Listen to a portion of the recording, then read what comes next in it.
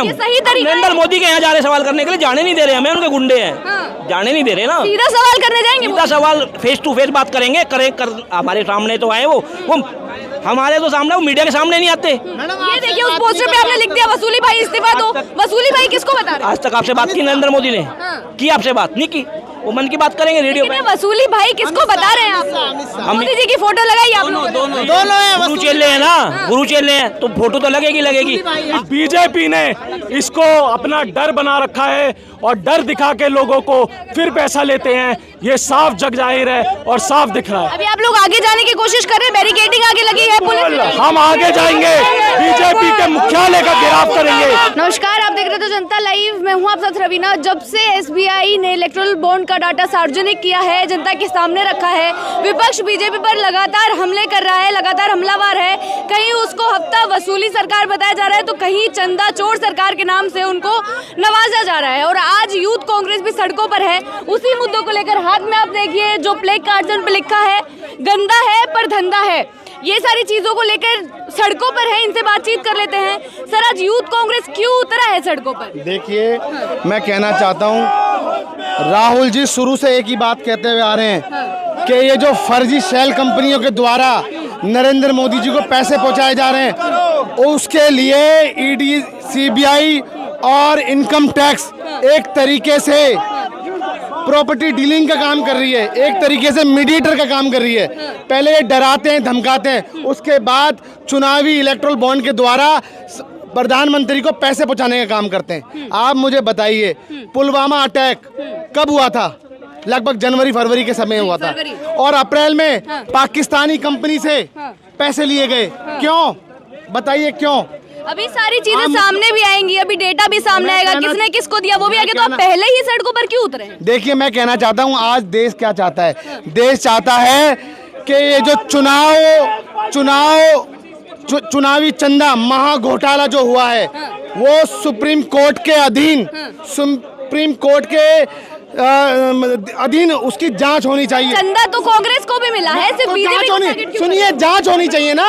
मैं कहना, सुनो, जांच क्यों?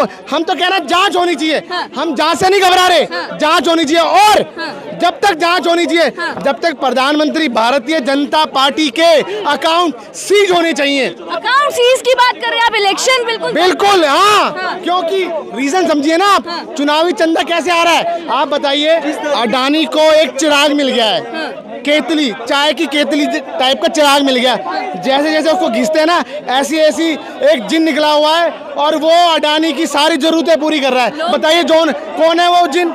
नरेंद्र मोदी जी हैं। लोग तो बोल रहे हैं कि जब अडानी अंबानी का नाम लिस्ट में नहीं मिला है तो बौखला गए हैं। बता देता हूं आपको, अडानी अंबानी का लिस्ट में नाम क्यों नहीं है? क्योंकि उनकी फर्जी शेल कंपनियों द्वारा पैसा पहुंचाया जा रहा है ना। आप समझिए, फ्यूचर गेमिंग किसकी है बताइए?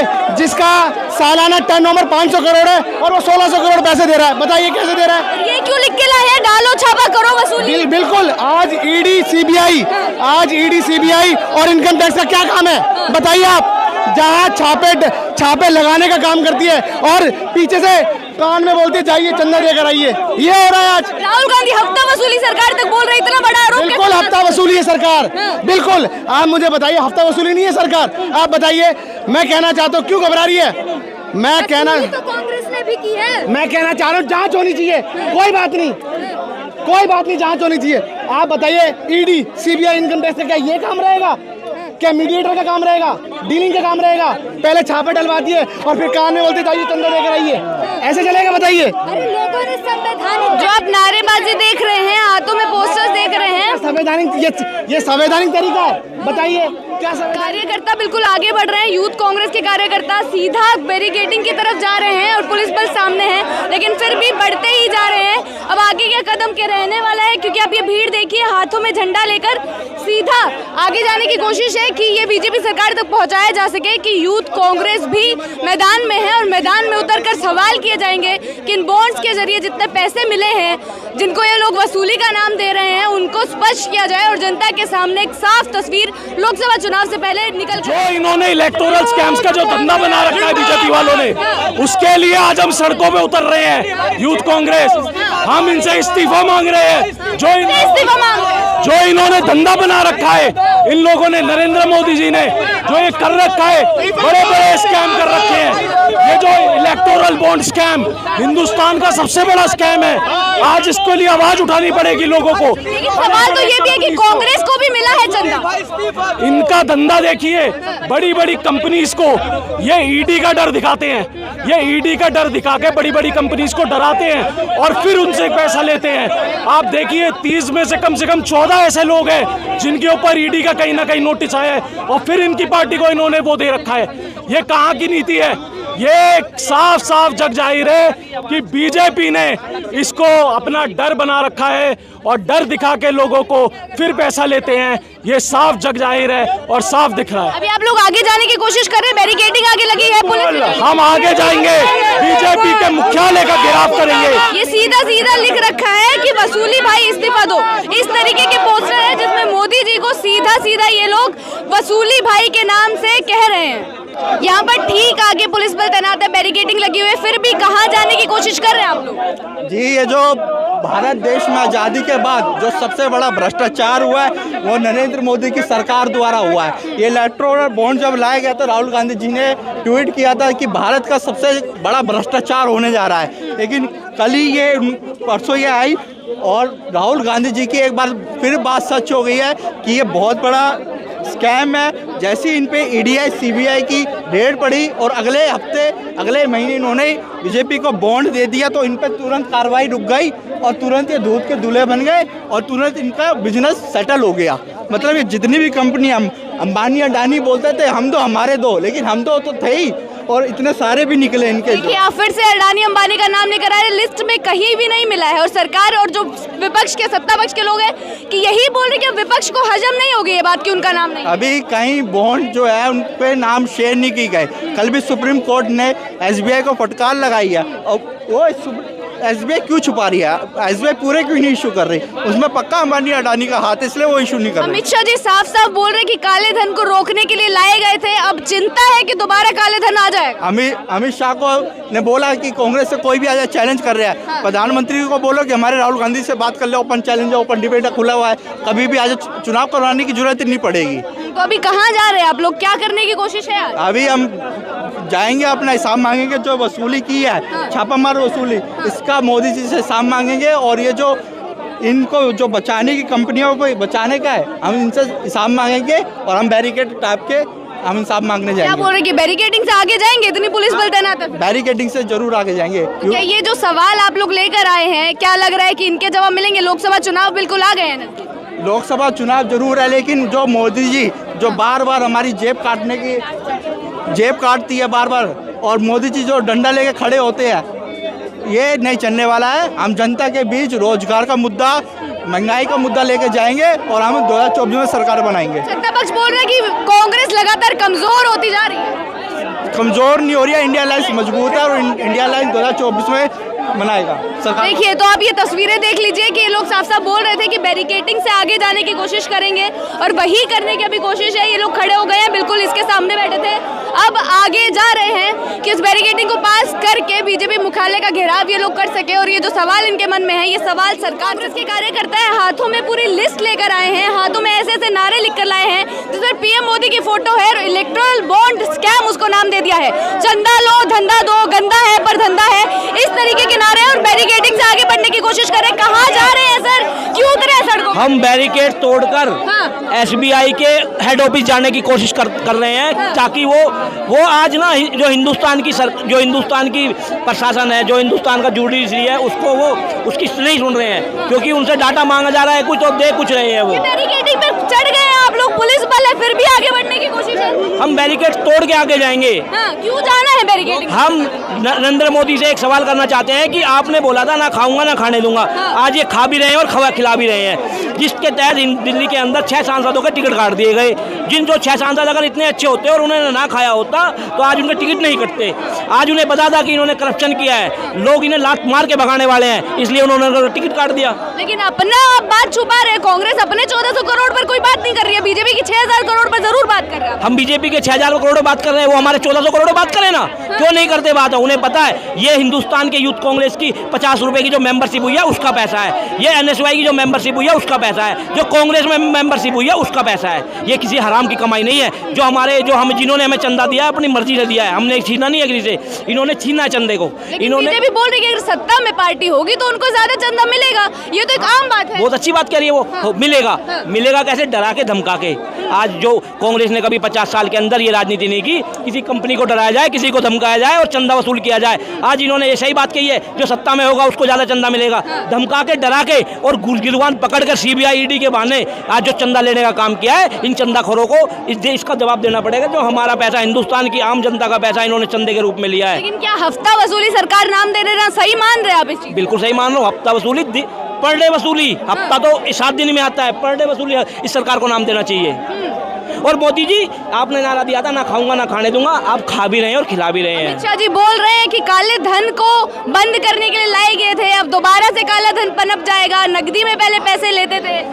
पहले नकदी में पैसे कौन लेता था? कांग्रेस का कहाँ पे इन्होंने प्रूफ किया कांग्रेस ने नकदी में पैसे लिए?